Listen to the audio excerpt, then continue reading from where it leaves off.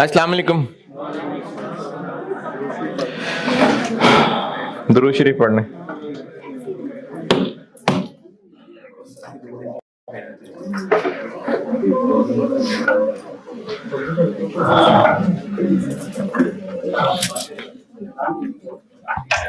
सवाल होमवर्क दिया था एक,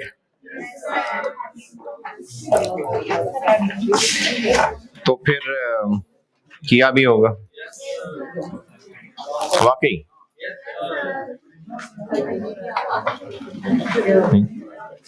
नहीं हुआ, बिल्कुल ही नहीं हुआ।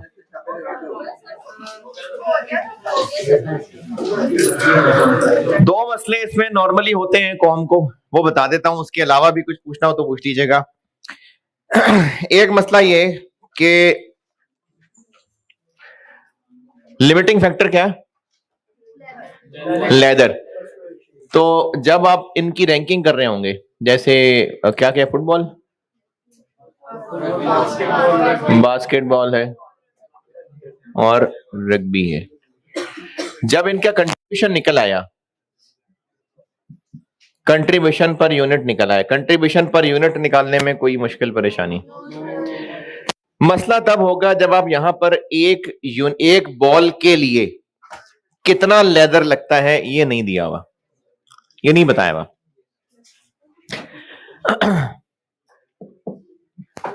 अगर एक यूनिट के लिए 4 केजी लगता हो और 60 रुपए पर केजी इसका रेट हो, तो मटेरियल पर यूनिट कैसे निकलेगा? अगर एक के लिए 4 केजी मटेरियल लगता हो और मटेरियल का 1 किलो 60 पर केजी हो, तो ये फिगर कंट्रीब्यूशन निकालने के लिए मल्टीप्लाई करेंगे ना।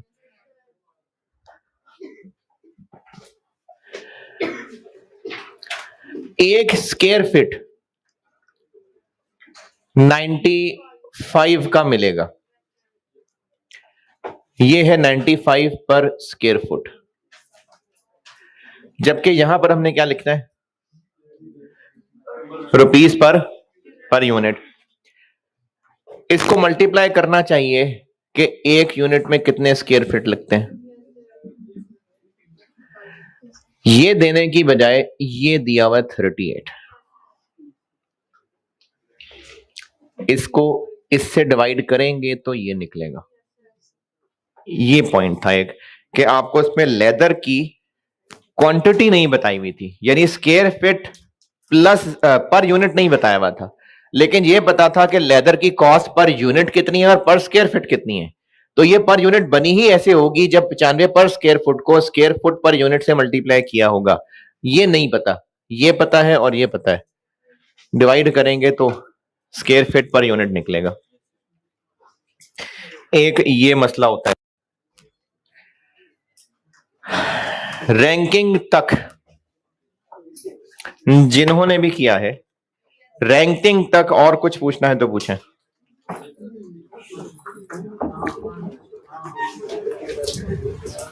दोबारा बता दो।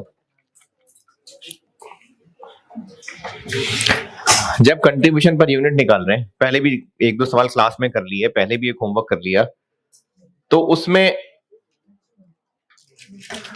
मटेरियल पर यूनिट कैसे निकालेंगे? हैं क्या, किसको किससे मल्टीप्लाई करें?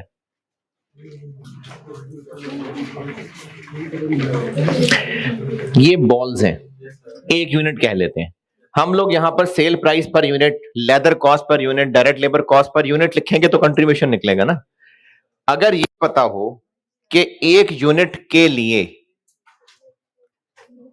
5 स्क्वायर फीट चमड़ा लगता है और 1 स्क्वायर फुट चमड़ा 95 रुपए का मिलता है, तो ये फिगर कैसे निकालेंगे?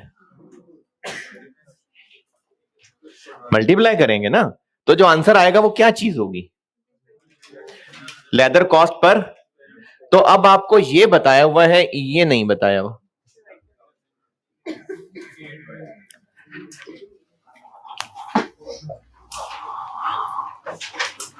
क्या कर की थी, जो कोशिश की थी और नहीं हुआ था, आप पूछो ना।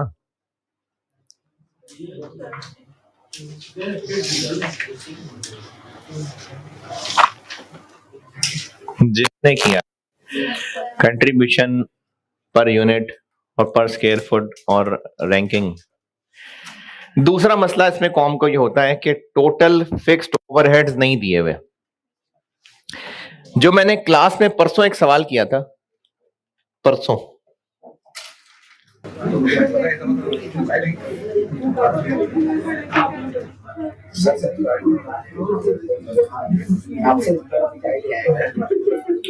मुझसे इंस्पिरेशन चाय की मिली है बस।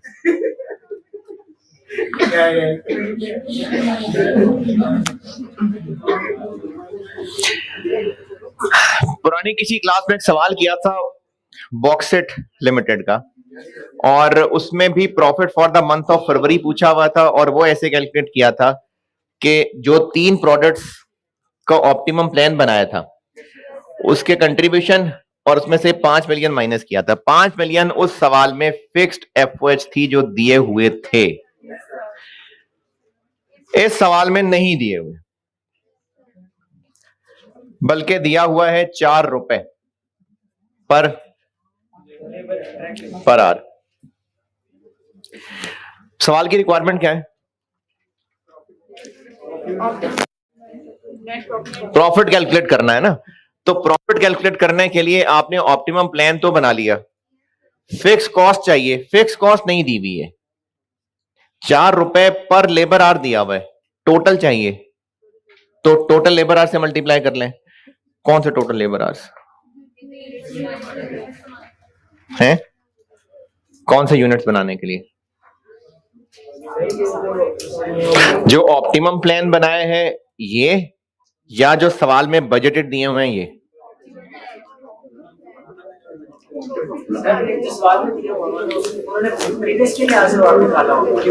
आपको जो 4 रुपए दिया हुआ है ये फिक्स्ड ओएआर है, ये कैसे कैलकुलेट किया होगा साल के शुरू में? बजटेड फिक्स्ड ओवरहेड्स को बजटेड लेबर आवर्स पे डिवाइड किया होगा। ये तो अब बनाया हमने ऑप्टिमल प्लान।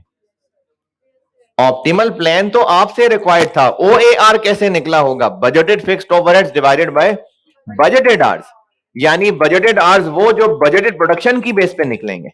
ऑप्टिमल प्लान तो अब हम बना रहे हैं। जब 4 रुपए निकाला होगा तो वो कैसे निकाला होगा? बजटेड फिक्स्ड ओवरहेड्स को बजटेड आवर्स से डिवाइड किया होगा। बजटेड आवर्स कैसे निकले होंगे? जो बजटेड प्रोडक्शन दी हुई है। तो इसलिए इस 4 को मल्टीप्लाई करने के लिए टोटल आवर्स बजटेड प्रोडक्शन से निकालेंगे, ऑप्टिमल प्रोडक्शन से नहीं। जिन्होंने किया है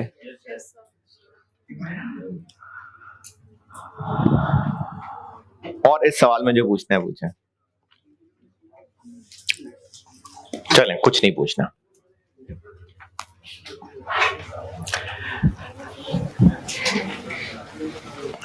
लिमिटिंग फैक्टर डिसीजन का एक सवाल आखिरी होमवर्क है, आखिरी इस सेशन का कॉस्ट का आखिरी होमवर्क, आखिरी homework. Spring 2018, spring 2018 server limited, question number 1।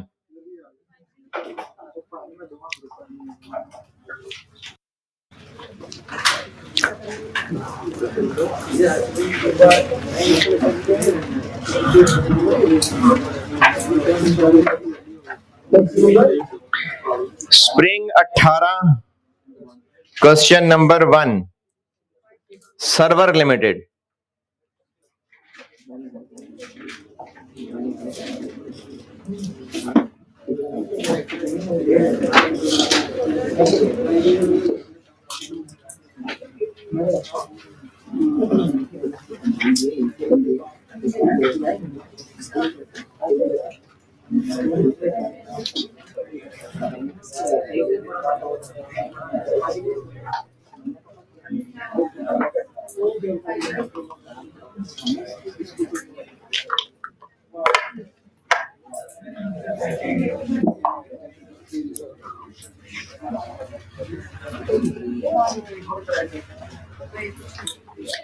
Spring 18 question number 1 मिल गया कि नहीं?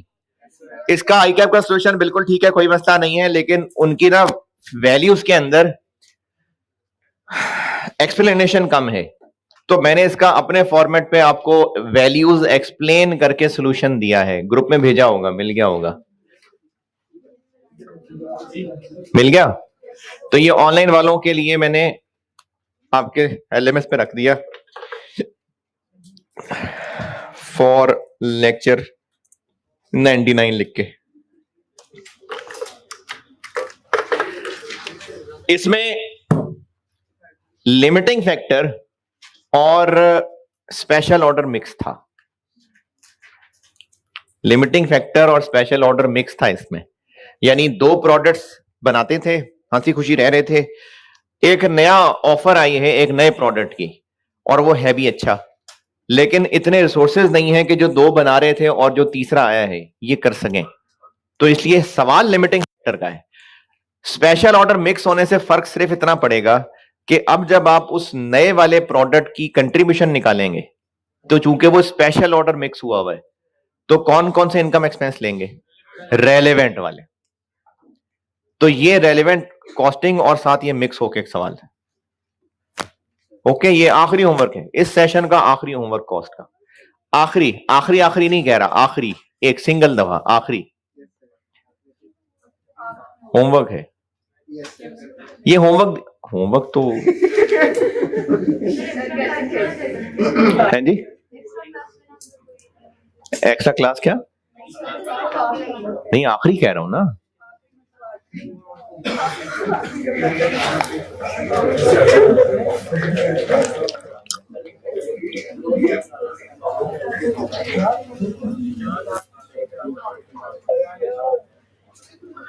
मेक और बाय डिसीजंस, मेक और बाय डिसीजंस,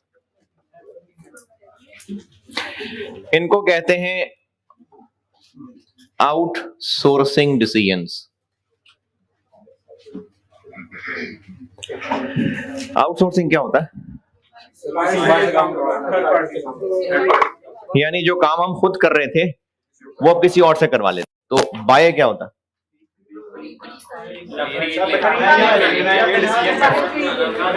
तो आउटसोर्स कर रहे हैं तो वो भी कोई और बना रहा है, उसको हम पैसे दे रहे हैं और हम बनी बनाई चीज ले आते हैं, तो बाय भी यही होता है।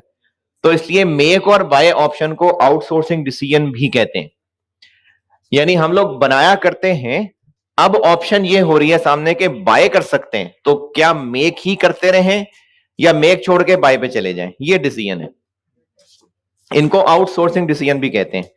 और इस चैप्टर में ये पहले मैंने आपको थ्योरेटिकल 2 पेज बताए थे, इसका एक और बता रहा हूं बस, और वो है आई कैप की बुक में पेज 572 और 573, एक टॉपिक है 3.2 मेक और बाय के लिए। एक इंपॉर्टेंट चीज है, ये एक से ज्यादा दफा टेस्ट हो चुका हुआ है, पेज 572 पे आधा है और बाकी आधा पेज 573 पे, एक पेज है, रट्टा नहीं लगाना, ये पॉइंट्स हैं कुछ जो आप खुद भी बना सकते हैं अपनी तरफ से कहानी। जैसे अगर एक बिजनेस है वो एक प्रोडक्ट बनाता था, अब वो सोच रहे हैं कि हम इसको मैन्युफैक्चर करना छोड़ देते हैं और खरीद लेते हैं, तो क्या क्या फैक्टर्स कंसिडर करने पड़ेंगे इसके लिए, non financial factors. Financial factors करने हो तो फिर कौन सी ऑप्शन पे जाएंगे, बनाते रहेंगे या खरीद लेंगे। अगर फाइनेंशियली देखना हो तो जिसकी कॉस्ट कम पड़ेगी, और अगर नॉन फाइनेंशियली देखना हो तो और क्या क्या फैक्टर सोचे जा सकते हैं, प्रोडक्शन कैपेसिटी तो बनाते तो थे पहले, अच्छा हम ज्यादा बनाना चाह रहे हैं लेकिन कैपेसिटी नहीं है, ठीक है, और है प्रोडक्ट की क्वालिटी जो हम बना रहे थे और जो अब हम खरीदेंगे तो क्या वो उसी क्वालिटी का होगा या हल्की क्वालिटी होगी, और क्या लेबर आवर्स, लेबर क्या एक्स्ट्रा अवेलेबल, और पूरी बात करना यार, पहेलियां बुझा रहा है। हाँ कुछ हाँ जी, जब हम लोग वो चीज खरीदेंगे तो सप्लायर तंग तो नहीं करेगा, टाइम पे चीजें पहुंचा दिया करेगा, कोई लिमिटेशन तो नहीं है कि इससे ज्यादा चीजें वो नहीं बना के दे सकता। जिन लेबर्स को अब हम फारिग करेंगे उनका हम क्या करेंगे, वो बैठ के लूडो खेला करेंगे या उनसे हम कोई और चीज बनवा लिया करेंगे। तो ये नॉन फाइनेंशियल फैक्टर्स हैं। सवाल ये पूछा जा सकता है कि आउटसोर्सिंग डिसीजन के लिए क्या क्या नॉन फाइनेंशियल फैक्टर्स कंसिडर करने चाहिए। ये हैं जो 6-7 लिखे हुए, जो कि आप अपने पास से भी कहानियां लिख सकते हैं। चलें अब इसमें न्यूमेरिकल पोर्शन पे आते हैं। मेक और बाय डिसीजन को मैं 2 हिस्सों में बांट रहा हूं। एक केस बना लेते हैं डिसीजन रिगार्डिंग सिंगल प्रोडक्ट। अगर सिर्फ एक प्रोडक्ट है और उसके बारे में डिसाइड करने लगे हैं कि हम इसको बनाते रहें या छोड़ें और खरीदना शुरू कर दें। एक प्रोडक्ट, बिजनेस हो सकता है बनाता ही एक प्रोडक्ट हो सकता है 25 बनाता हो, लेकिन डिसीजन एक का लेना है, तो इसको मैं केस 1 कह रहा हूं।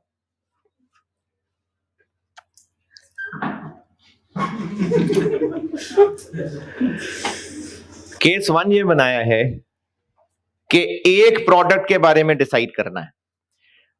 यह भी हो सकता है कि बिजनेस बनाता ही एक प्रोडक्ट था और यह भी हो सकता है कि मल्टीपल बनाता था, लेकिन सवाल सिर्फ एक प्रोडक्ट को लेके है, तो इसको मैं केस 1 कह रहा हूं। अब इसी एक प्रोडक्ट से रिलेटेड यह डिसाइड करना है कि इसको जैसे हम पहले बना रहे थे बनाते रहें या बाय कर लें। आउटसोर्स और बाय एक ही बात है, कैसे फैसला करें?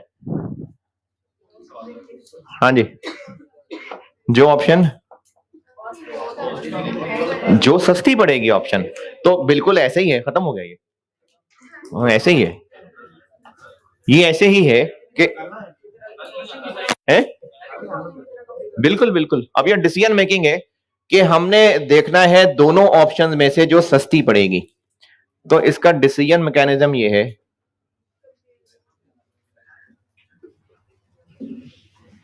कि हम लोग दोनों ऑप्शंस पे एक एक करके इनकी टोटल कॉस्ट निकालेंगे। लेकिन चूंकि डिसीजन मेकिंग पढ़ रहे हैं हम लोग,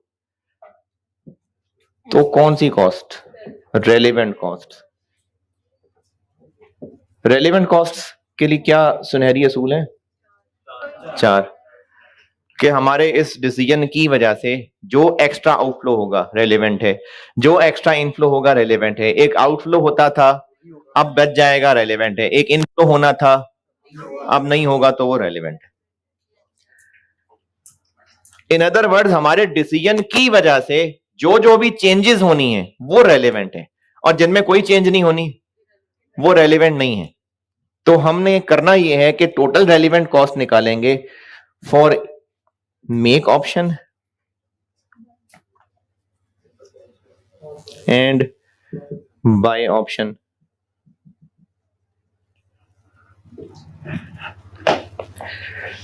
और किस ऑप्शन को सिलेक्ट कर लेंगे? जिसपे टोटल कॉस्ट कम होगी।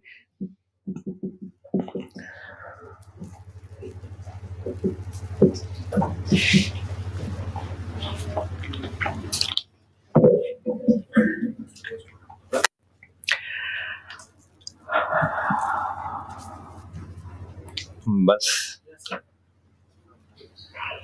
सवाल लिखें।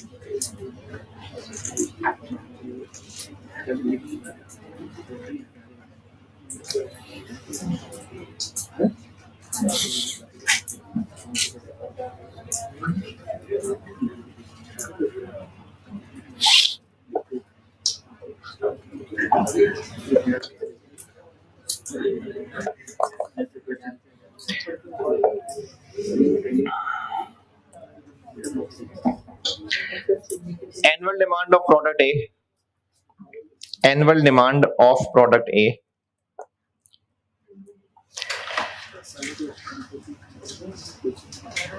annual demand of product A 9,000 units.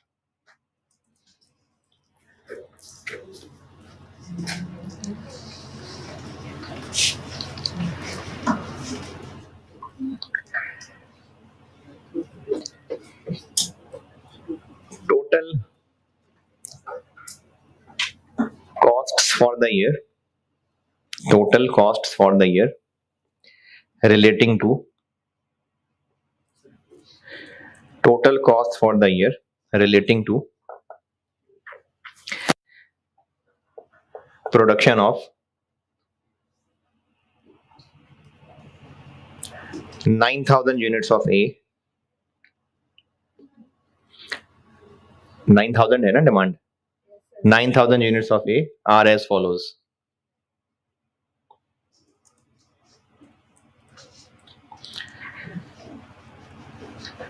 अब as follows में लिस्ट चल रही है. Direct material cost, direct material cost 360,000, 360,000.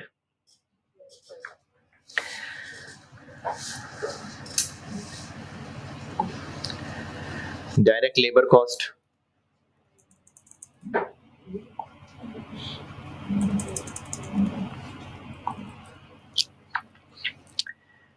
Direct labour cost है 225,000, 225,000. Variable overheads,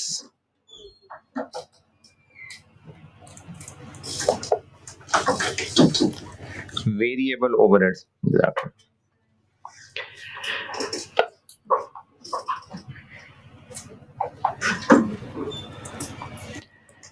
144,000, 144,000.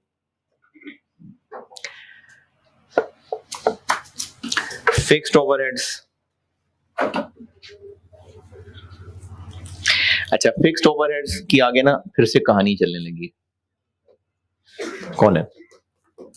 फिक्स्ड ओवरहेड्स की डिटेल, मशीन रेंट 135,000,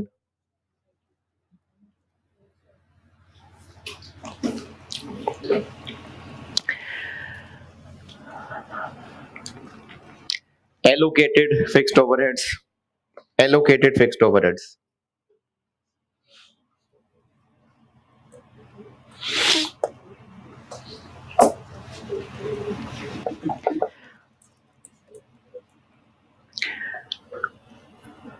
80,000, 80,000.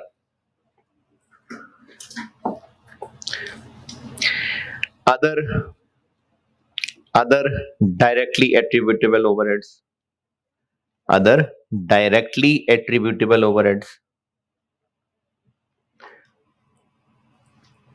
45,000, 45,000. चले प्रोडक्शन कॉस्ट यही थी. A supplier has offered, a supplier has offered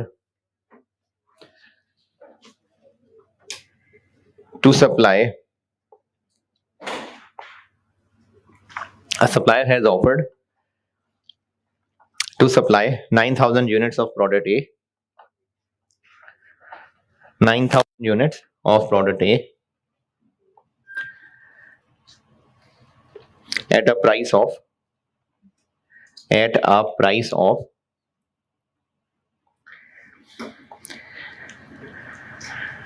98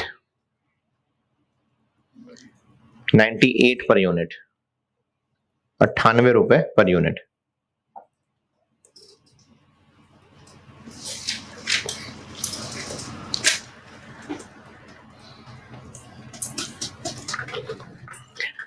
If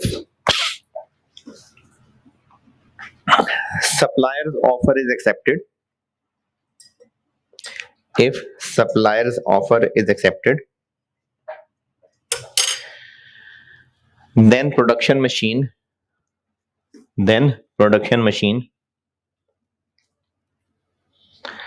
will no longer be needed. Production machine will no longer be needed. However,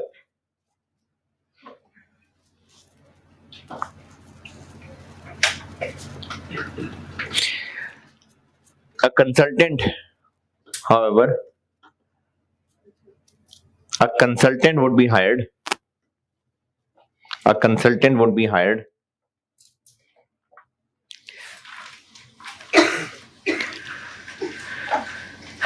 at an annual cost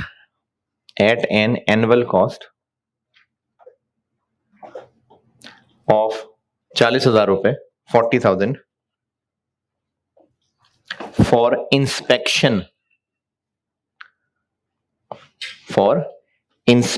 of purchases. मुझसे required है कि advice करें कि ये outsourcing की तरफ जाए या हम ना जाएं।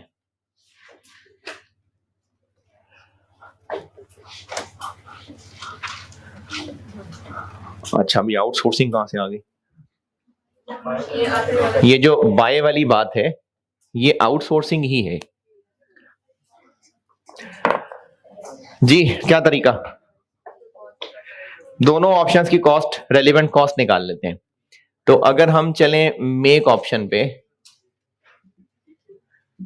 तो क्या क्या खर्चा होगा?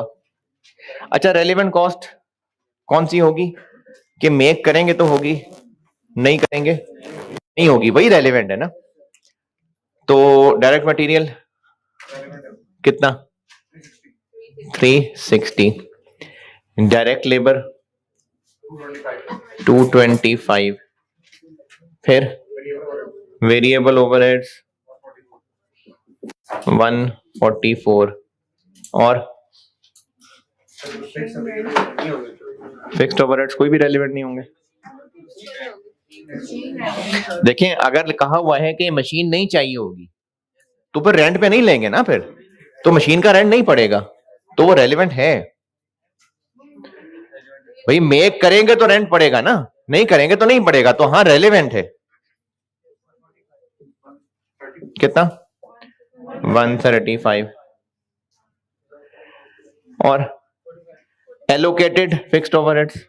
एलोकेटेड नहीं, एलोकेटेड वो होते हैं जो पहले भी कॉमन ओवरहेड्स हो रहे थे, फैक्ट्री का रेंट हो सकता है, वो बांटा जाता था मुख्तलिफ प्रोडक्ट्स में, जैसे वो एक्टिविटी बेस्ड कॉस्टिंग में किया था या ओवरहेड्स में कर रहे थे। तो एलोकेटेड ओवरहेड्स रेलिवेंट नहीं होते। डायरेक्टली एट्रीब्यूटेबल ये रेलिवेंट है। हो सकता है प्रोडक्ट ए के लिए ही को 2-4 सुपरवाइजर रखे होते हो और अब वो नहीं बनाएंगे तो उनको निकाल देंगे, तो ये डायरेक्टली एट्रीब्यूटेबल वाले होंगे रेलिवेंट। कितने?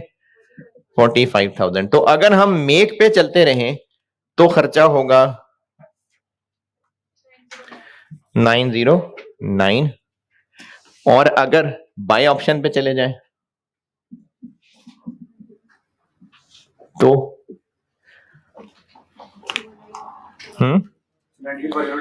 तो एक तो होगी परचेज कॉस्ट 9,000 यूनिट्स इंटू 98 कितना? 88,2,000 और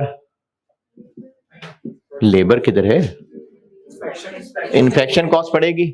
हाँ, बाय करेंगे तो पड़ेगी, नहीं करेंगे तो नहीं पड़ेगी। कितनी? 40,000। 922,000। तो कंक्लूजन क्या हुआ कि मेक ही करते रहे, उसको कहेंगे नहीं शुक्रिया।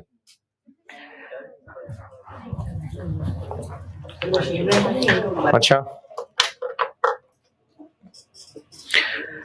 यहां तक पहुंचे, फिर करता हूं बात।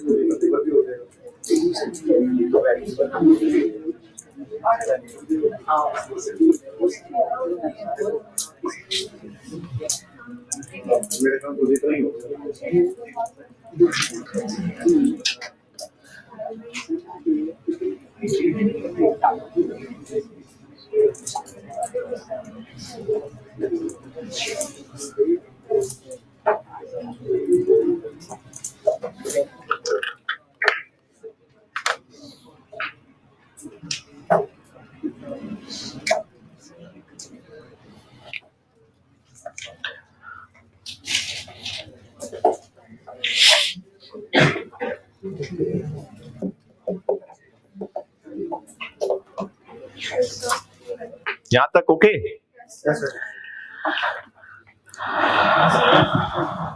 जी ये मशीन का रेंट जब हम बाय करेंगे तो ये कैसे हम लोगों ने पे करना है, तो ये डाइवर्ट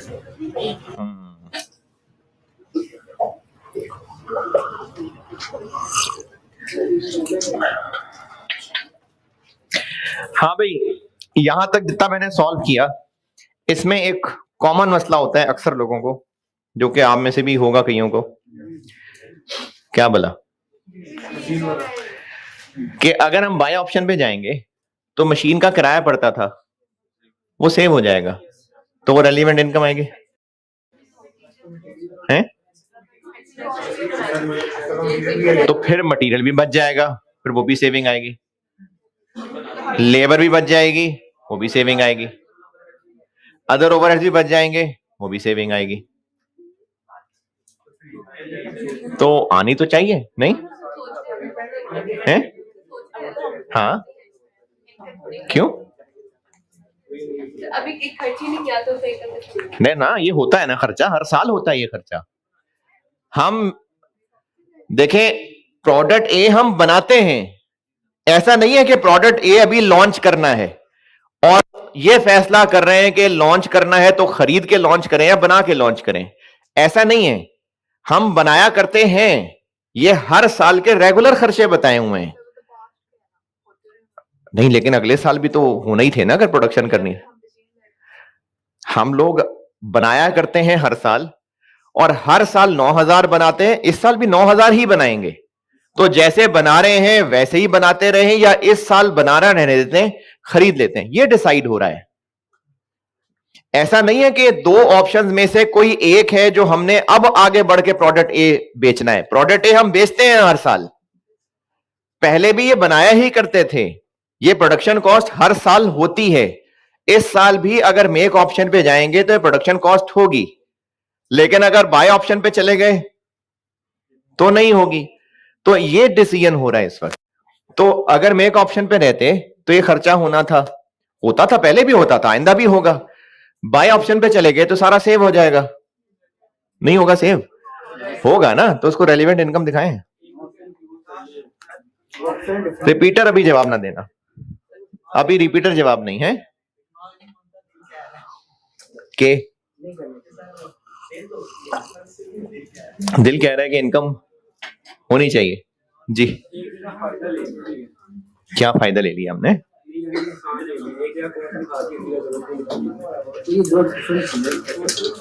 दो डिफरेंट चीजें। क्या क्या क्या? दो डिफरेंट है ना ये। तो फिर डिफरेंट है तो कंपेयर ही क्यों कर रहे हैं? नहीं, मतलब कि हम लोग दोनों ऑप्शन है ना। हाँ, तो डिफरेंट ऑप्शन में डिफरेंट तरीके हम एक एक्चुअली ऑप्शन में डिफरेंट है, दूसरे में डिफरेंट है, ऐसा होता है। हाँ, हाँ, उसमें आप हम प्रोसेस कर रहे हैं तो उसके लिए बहुत सारी पहले बार तो नहीं लगा। बिल्कुल ठीक है, लेकिन वो हमने नया काम करना था। नहीं नहीं नहीं नहीं, देखें, ये ना, सबसे बात कर रहा हूं,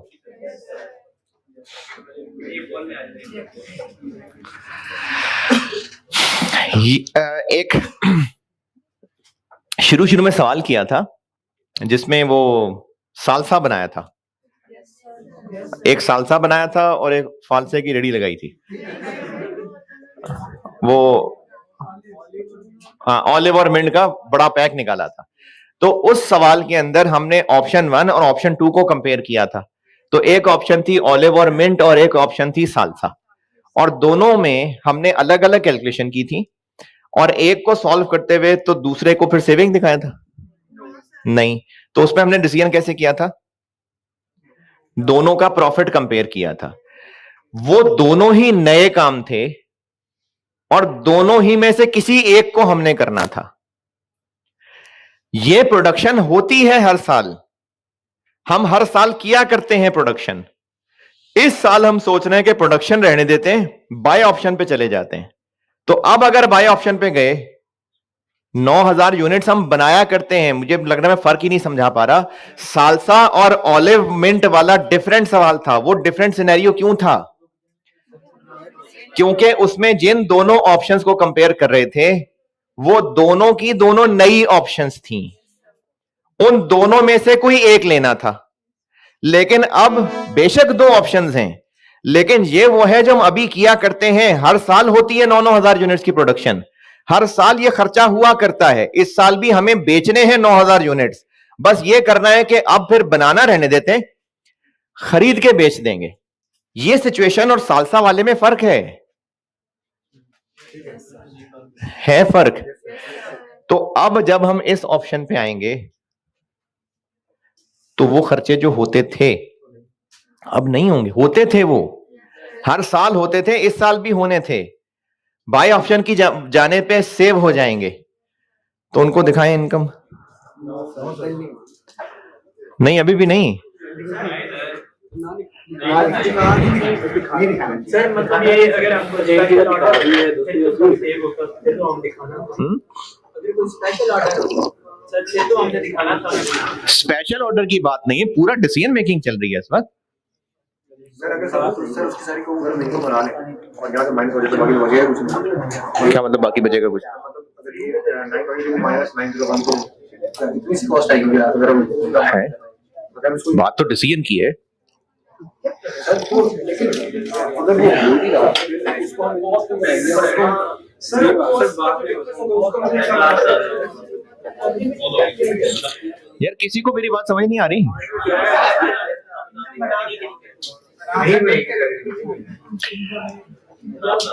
नहीं, मैं तो बता ही दूंगा ना यार, मैं तो बता ही दूंगा। आप लोगों से पूछ रहा हूं। अभी जब मैं ये जो आपको मैंने फर्क बताया सालसा और ऑलिव मिंट वाला और इस सवाल का, क्या फर्क है दोनों में? उसमें कोई वो दोनों को नई ऑप्शंस थी, उनमें से अभी कुछ भी नहीं होता था। उन दोनों में से हमने कोई एक काम अब करना था, जबकि यहां पर यह काम हर साल होता है। इस साल भी यही होता अगर हम उधर ना जाते। अब हम इधर जाएंगे तो फिर यह काम नहीं हो रहा होगा। तो इसलिए अब हमारे वो जो खर्चे थे वो सेव हो रहे होंगे। तो यहां पर उनको इनकम आना चाहिए।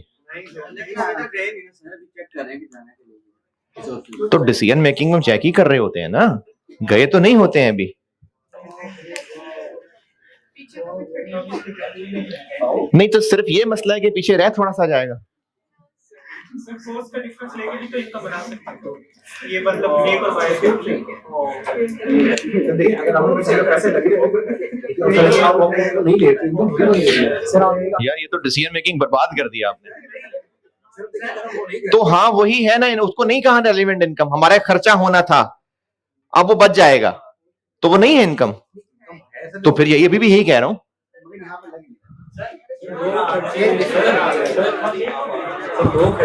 आपका जवाब मिल गया, बाकी से पूछ। जी सर हम दो प्रोडक्ट बना रहे हैं। अगर हम दो प्रोडक्ट एक ही बना रहे हैं भाई। अच्छा वैसे पूछ लो। अच्छा दो प्रोडक्ट बना रहे होते हैं, एक को वैसे एक स्पेशल ऑर्डर करके बना लेते हैं सर, फिर तो सेव होना था। अगर फिर इस तरह आप बनाने, अगर ये सर कंपैरिजन है या हमने ये बनाना है या वो बनाना है, क्योंकि मैं आपको जो इतनी चीजें तफसील से बता रहा हूं, अगर आपको ये मसला समझ नहीं आएगा ना तो फिर इसका हल भी समझ नहीं आएगा। तो मुझे फायदा नहीं इसके हल पे बात करने का। मसला समझ आया? पक्की बात है। और अभी जब मैंने ये सारा मसला नहीं समझाया था तो उससे पहले और अब किसी की कंफ्यूजन और बढ़ी या नहीं? मेरे ख्याल में तो बढ़नी चाहिए थी। है? तो आनी चाहिए ना। देखें, अगर आपको आज तक की डिसीजन मेकिंग वाकई समझ आई है तो यहां इनकम आनी बनती है। दिमाग कह रहे नहीं आनी। जितना सीखा नहीं, लॉजिक नहीं है तो लॉजिक ही तो है जो बनती है। चले मैं बता रहा हूं जवाब। अगर आपको ये बात अब जो मैं समझा रहा हूं ये समझ आ रही है तो इसके जवाब का फायदा, वरना इसके जवाब को कोई फायदा नहीं है। मैं इस वक्त आपको ये बात समझा रहा हूं कि जितना आज तक डिसीजन मेकिंग पड़ा है, इस ऑप्शन पे जाने से जो खर्चा होता था अब नहीं होगा। तो वो रेलिवेंट इनकम है, बिल्कुल है। तो पर अगर है तो यहां आनी चाहिए, बिल्कुल। अब तक जो सीखा, हां आनी चाहिए, लेकिन नहीं आएगी। उसकी वजह बताता हूं।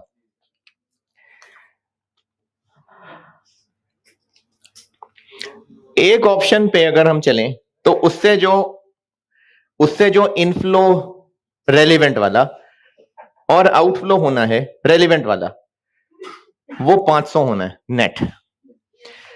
और एक ऑप्शन पे रेलिवेंट इनफ्लो आउटफ्लो, जैसे यहां मैंने लिखे हुए हैं, वो होना है 300। कौन सी ऑप्शन बेहतर है? ऑप्शन ऐसे ही पता चल रहा है, और कैसे पता चल रहा है? और क्या लिखूं मैं?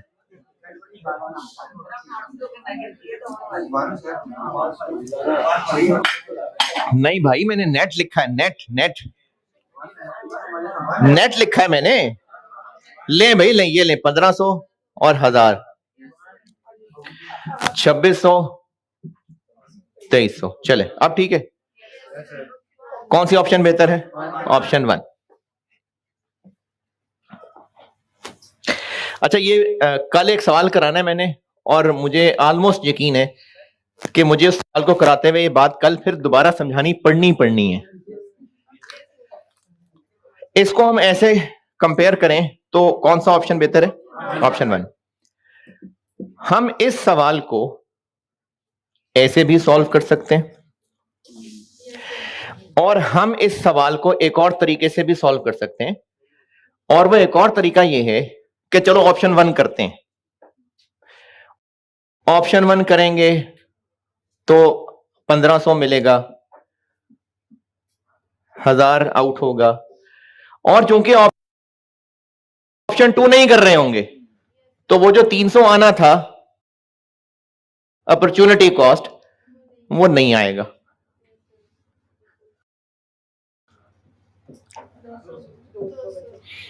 अभी भी फायदा है। तो इसका मतलब ऑप्शन 1 कर ले। इसमें और इसमें क्या फर्क है?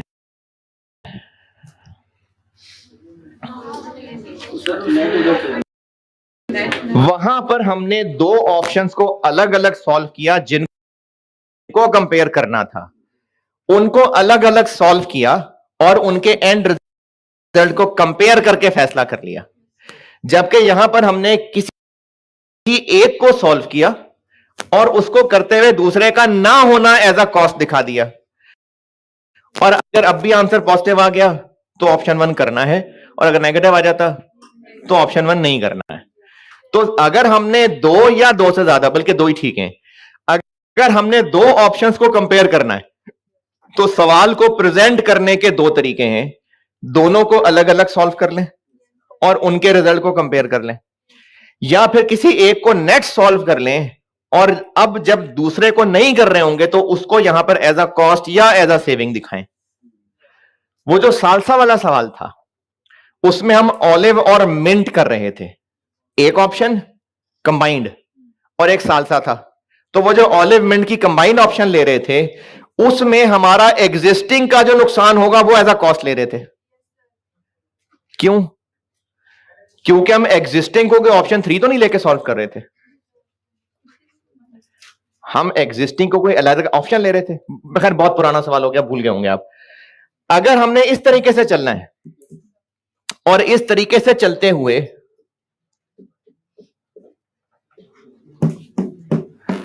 अब कंपेयर करें तो ये फेयर नहीं हो रहा है भाई। या तो नेट कर लो या अलग अलग कंपेयर कर लो, है ना। देखें, दो पहलवानों में ताकत का मुकाबला देखना है तो दोनों की आर्म रेसलिंग करा के देख लें, वो पंजा लड़ाना जो होता है। अब या तो दोनों की लड़ाई करवा के देख लें या फिर दोनों से अलग अलग वजन उठवा के देख लें। या तो उनकी लड़ाई करवा दें या दोनों से अलग अलग वजन उठवा लें। अब एक से वजन भी उठवा रहे हैं और दूसरा आके उसको मार भी रहा है, मतलब वो बेचारा वजन भी उठा रहा है और दूसरे से चपेड़े भी खा रहा है, तो ये फेयर नहीं है ना। तो या तो हम दोनों का मुकाबला करा लें या फिर आपस में नेट करा के लड़ा के देख लें क्या होना है। तो दोनों ही प्रपोजल, दोनों तरीके ठीक हैं। अब हम चूंकि दोनों ऑप्शंस को अलग अलग सॉल्व कर रहे हैं तो अब एक ऑप्शन को सॉल्व करते हुए दूसरे का ना होना एज अ कॉस्ट या एज अ सेविंग नहीं दिखा देना, वरना वो डुप्लीकेशन हो जाएगी। ओके, चलें एक इसका एक पास पेपर का सवाल कर लेते हैं, छोटा सा सवाल है। ये बात लिख लें, वैसे क्या लिखें, नहीं लिखवा नहीं दें, लिखें। समझ आया कुछ कि नहीं आया? कुछ समझ नहीं आया है? कुछ समझ नहीं आया? आ गया ना, बस अपने आप को समझाओ, समझाएं अपने आप को, हैं? हम जिन ऑप्शंस को कंपेयर कर रहे हैं अगर उनको अलग अलग सॉल्व कर रहे हैं तो फिर एक ऑप्शन को सॉल्व करते हुए दूसरे का ना होना नहीं दिखा रहे होते। एक ऑप्शन को सॉल्व करते हुए दूसरे का ना होना एज अ कॉस्ट या सेविंग नहीं दिखाना।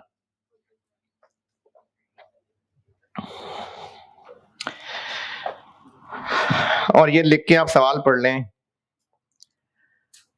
Autumn 18 question 3।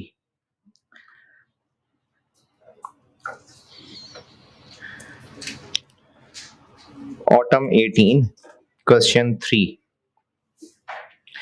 छोटा सा सवाल है, करता हूं सामने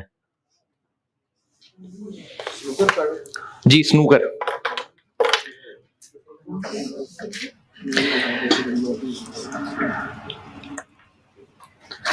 इस अटेम्प्ट में एक सवाल क्रिकेट था, एक सवाल बास्केटबॉल था, एक सवाल स्नूकर था, एक सवाल हॉकी था, एक सवाल गोल्फ था, एक सवाल रग्बी था, एक सवाल टेनिस था।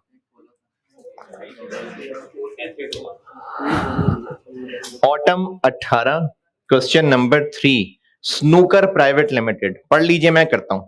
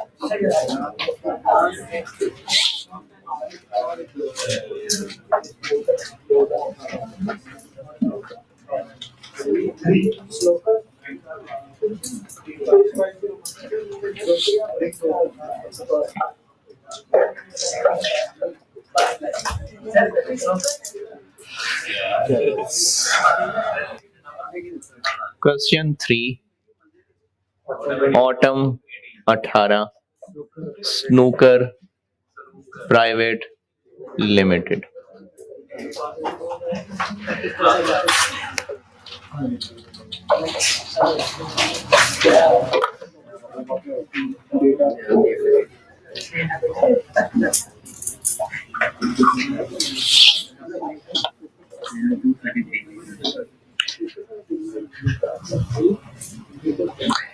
बैक की बुक में पेज नंबर 501 जो कि बुक खोलेंगे तो राइट साइड पे नजर आएगा और उसमें आप नजरें झुकाएंगे तो नीचे नजर आएगा प्रैक्टिस क्वेश्चन 12।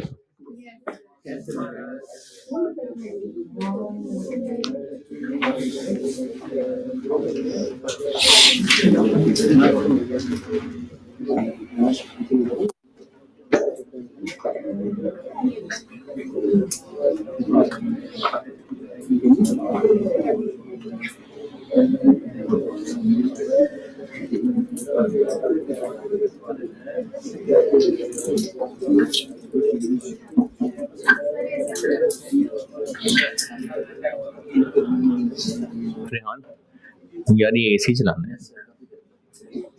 ये चला पॉज कर दो, इसको पॉज कर दो, एसी चलाना। सवाल पढ़ लिया तो मैं शुरू करूं।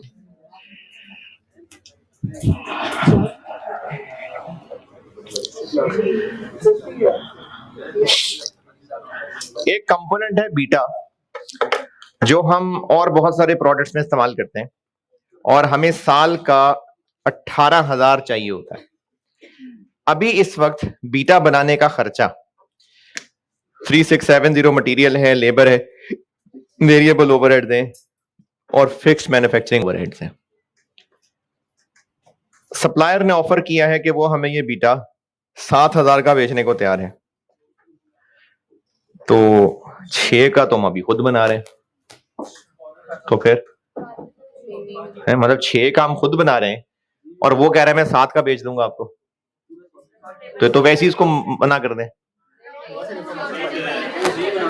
क्योंकि अगर हमने जी बनाना छोड़ दिया तो उसकी जगह पर हम कुछ और ऐसा काम कर पाएंगे जिससे फायदा होगा, तो इसलिए हम सिर्फ इस 6,000 और 7,000 को कंपेयर करके नहीं फैसला कर सकते, हमें टोटल रेलिवेंट कॉस्ट देखनी पड़ेगी।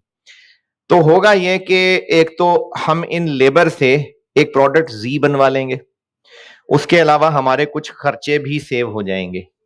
तो सवाल की रिक्वायरमेंट है कि आउटसोर्स करें या ना करें, तो ये मेक और बाय का सवाल है, पता चल रहा है, या अभी करा रहा हूं तो मेक और बाय होगा।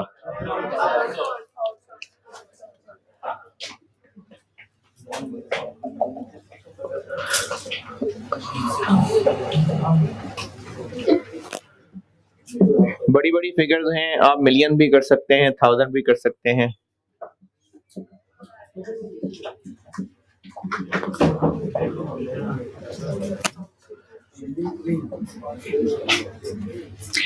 अगर हम मेक ऑप्शन पे चलेंगे तो मटेरियल, लेबर, ओवरहेड्स वेरिएबल वाले ये होंगे और फिक्स्ड जी फिक्स्ड ओवरहेड्स हम फैक्ट्री में सिर्फ बीटा ही बनाते हैं नहीं, और भी बहुत कुछ बनाते हैं, तभी तो जीटा बना लेना है अब, जी तो फिक्स्ड ओवरहेड्स नहीं है रेलेवेंट, तो फिर मटेरियल, लेबर, ओवरहेड्स अलग अलग लिखने की बजाय बेशक हम टोटल लिख लेते हैं। तो अगर हम मेक ऑप्शन पे जाते हैं तो प्रोडक्शन कॉस्ट होगी 6350 में से निकाल देते हैं 870 इंटू 18,000।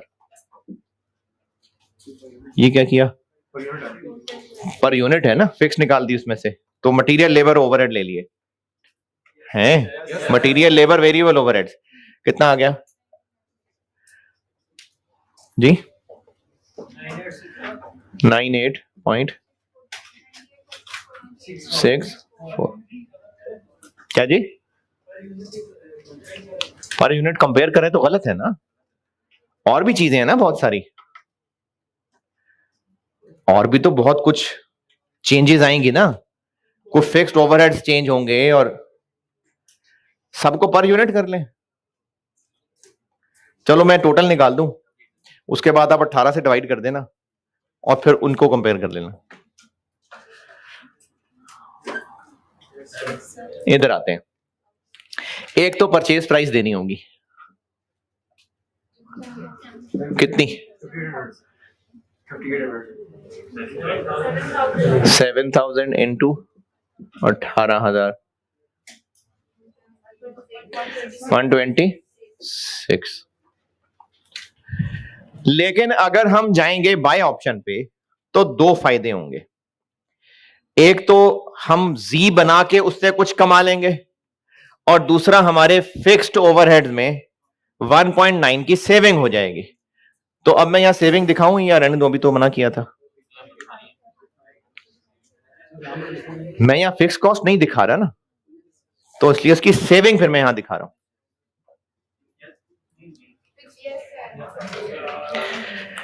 देखें, अभी मैंने यहां 135 दिखाया था मशीन का रेंट, जिससे बात शुरू हुई थी और आप लोगों ने कहा था वहां सेविंग आना चाहिए।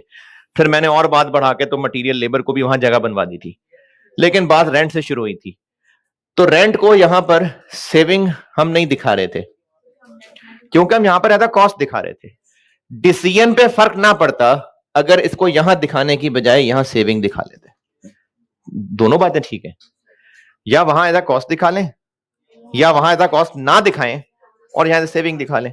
तो हमने यहां फिक्स कॉस्ट नहीं दिखाई, इसलिए बाय पे जाने की वजह से जो फिक्स कॉस्ट की सेविंग आएगी वो यहां दिखा लेते हैं। 1 पॉइंट देखें, यहां हमने फिक्स कॉस्ट नहीं दिखाई है, सिर्फ प्रोडक्शन की वेरिएबल कॉस्ट दिखाई है। तो इसलिए मैंने फिक्स कॉस्ट में जो कमी हो रही है इसकी वजह से वो इस ऑप्शन का एक फायदा दिखा लिया। और ज्यादा बेहतर भी यही है कि ये ऑप्शन होगी तो खर्चा बचेगा, नहीं होगी तो नहीं बचेगा।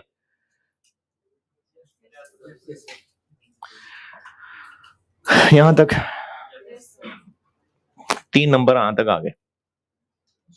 अब आते हैं 6 नंबर पे। जी है, ये 3 मैंने ऐसे ही बोला, हो सकता है 5 आ गए हो।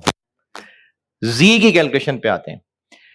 अगर हम आउटसोर्स पे जाएंगे तो जी और बना लेंगे, और जी को और बना के तो जी से हम कमा लेंगे प्रॉफिट के कंट्रीब्यूशन। जी और बन जाएगा उसी फैक्ट्री में, तो कंट्रीब्यूशन, तो जी से हम कंट्रीब्यूशन कमा लेंगे। तो जो जी से हम कंट्रीब्यूशन कमा लेंगे वो यहीं पर ही एक फायदा है।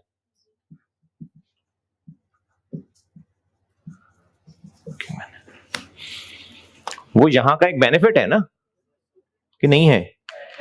अगर हम बाय ऑप्शन पे जाते हैं तो यहां की एक रेलेवेंट इनकम है कि हम जी बना के बेच के कमा लेंगे कुछ, तो उसको यहां पर लिखेंगे और फिर अब जो इनका नेट रिजल्ट आएगा इसको कंपेयर करेंगे। ये सवाल की अप्रोच है। वर्किंग 1 करता हूं अभी, यहां तक ओके। चलें वर्किंग 1 करता हूं। वर्किंग 1 कर लिए, हमें 2 चीजें चाहिए कि एक जी पे हम कितना कमा लेंगे और दूसरा हम कितने जी बेच लेंगे। तो एक जी कितने का बेचेंगे? 5800। मटेरियल कितना लगेगा इस पे? 2600। लेबर इस पे कितनी लगेगी?